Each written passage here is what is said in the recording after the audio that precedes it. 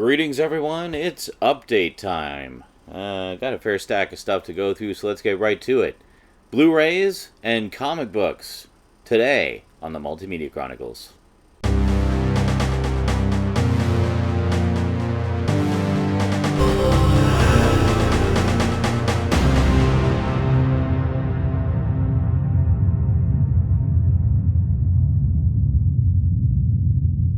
Welcome back. Alrighty, let's start with the Blu-rays, because I know there's not as many comic fans out there, so we'll get these ones done first. So first up, I picked up 47 Ronin. Yeah, kind of after watching and enjoying Shogun so much recently, I thought it was, I'd pick up some samurai movies that I hadn't seen. And I know this one got very mixed reviews, but I wanted to check it out anyway. I thought, whoops, I just hurl it onto the floor. I thought at the very least it would be, kind of a fun ride, so why not?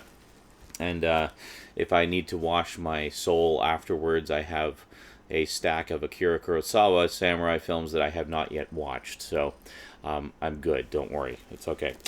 Next up, just the other day, actually, I was at Walmart and saw that they had a $5 bin going for Blu-rays. It was $4 DVDs, $5 Blu-rays.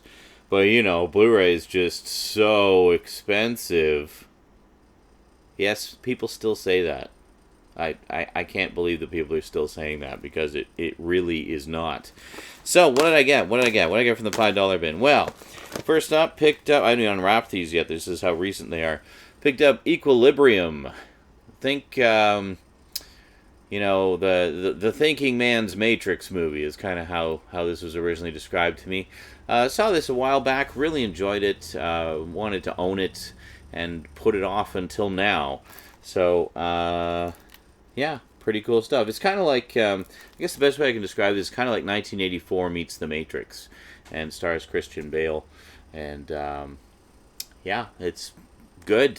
It's just a good movie. It's really good. Basically, it takes place in a future world in which all emotion has been outlawed. So, and Christian Bale is kind of like the emotion police, and they're given drugs to suppress their emotions as they're going out and busting people for doing emotional things. It sounds ridiculous the way I'm describing it. I'm doing it no justice whatsoever. Just see it. If you've never seen it, it's a really good film, and definitely enjoyable. Apparently not the greatest Blu-ray. I believe the last time I saw it was on Blu-ray, but it was before I had a high-def TV, so I didn't really notice any apparent flaws. So it'll be interesting to see how it looks now that I actually do have a couple of proper high-def TVs in the household here. So, yeah, regardless, it's all we've got, so hopefully we'll get a better version of it at some point. Next up, I keep seeing this one in the bargain bins. Never saw it, never picked it up. I thought, for $5, can't go wrong. Picked up Frequency, starring Dennis Quaid. Basically, this is kind of time travel murder mystery supernatural thing in which a son finds he can communicate with his father, the spirit, he can communicate with his father who died 30 years prior, and as they're communicating, they end up changing some aspects of the past which are affecting the present, and there's a bunch of murders tied into that, and yeah, it just sounded like a good kind of twisty turny sci-fi supernatural thriller. So why not? And I do enjoy me some Dennis Quaid. I think he's an excellent actor. I've always really liked his work.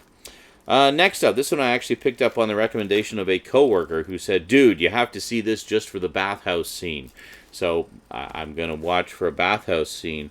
And in fact, one of the featurettes on this is called Two Guys Walk Into a Bathhouse. So I'm guessing that's one of the big notable scenes of the movie here. This is Eastern Promises, starring Viggo Mortensen.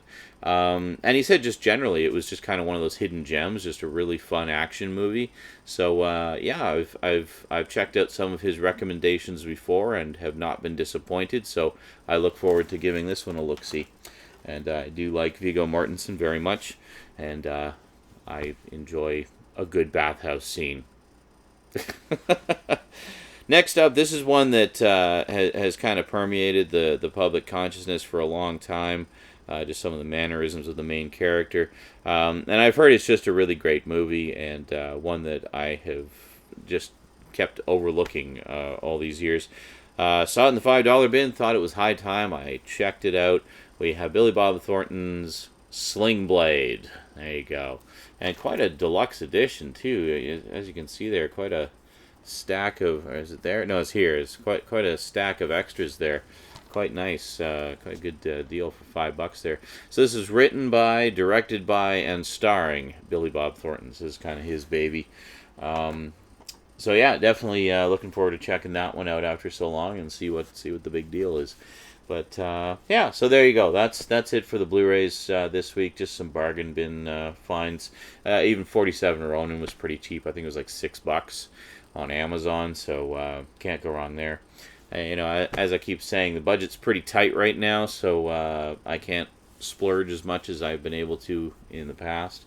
Maybe a few months down the road we can splurge a little more. For now, hitting the bargain bins, at least getting some you know, some cheap goodies for the collection.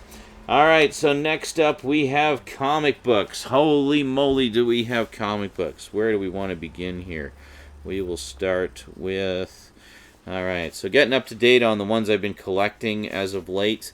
We have issue number 11 of Gem and the Holograms. Now this is the first part of a, I believe, 3-part story entitled Dark Gem, in which Synergy kind of goes crazy, and Gem and the Holograms sport a darker, almost gothic look, and their music takes a much darker tone as well, as does their sort of attitudes and stuff. So pretty cool. There's needless to say, there's covers for each of the dark versions of the holograms. The Gem cover was sold out, so I grabbed the Kimber cover. So there you go. I'm not too worried about. I'm not someone who actively seeks out multiple covers. I'll just grab whatever one happens to be there that I like the best. My main thing is reading the story, and I'll probably pick up the trade paperbacks at some point just to, you know, further support the series, and also to you know, to have those multiple covers in some form. It's cheaper to buy the trade paperback and have all the covers in the back of it than it is to track down all the individual issues and buy them individually.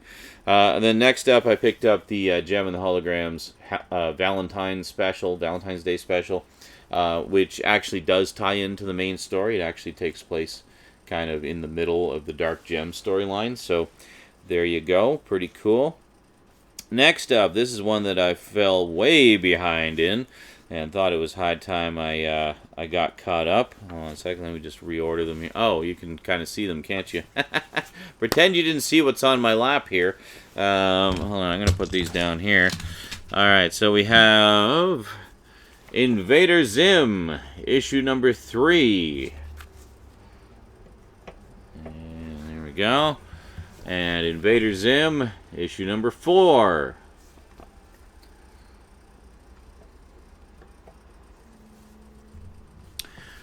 And issue number 5. I should mention this is the final issue, written by Jonan Vasquez. Written and drawn by? Is he drawing it as well? No, he's not drawing it. But this is the final issue written by Jonan Vasquez. He has now officially moved on from Invader Zim. So issue 6 onward is by other creators. Oh, excuse me. Carrying on the legacy. So we have issue number 6.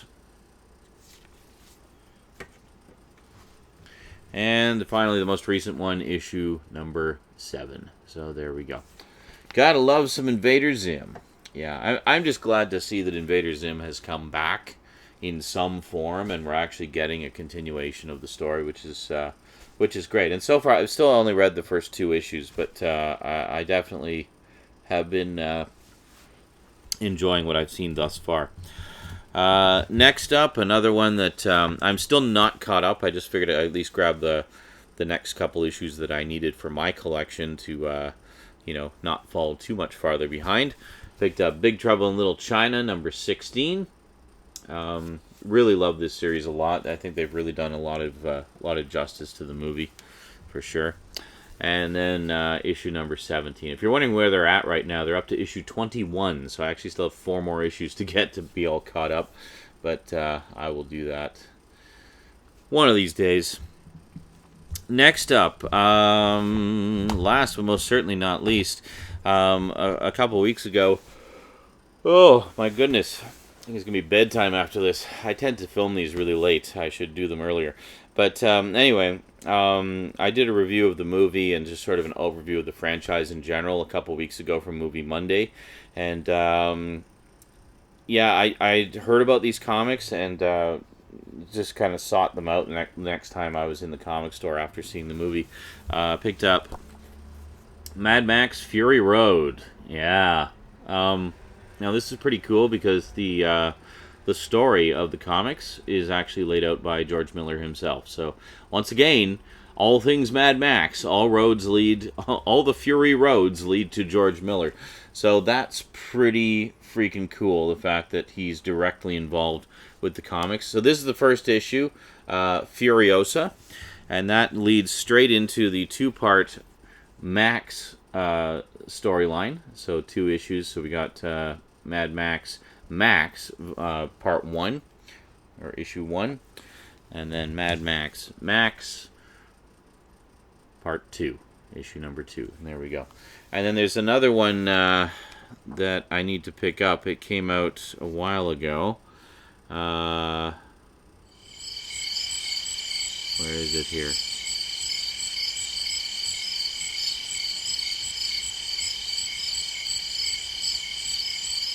Yeah, so there's one more that I need to pick up to actually complete the set, and that's this one here. It details the story of Nox and Immortan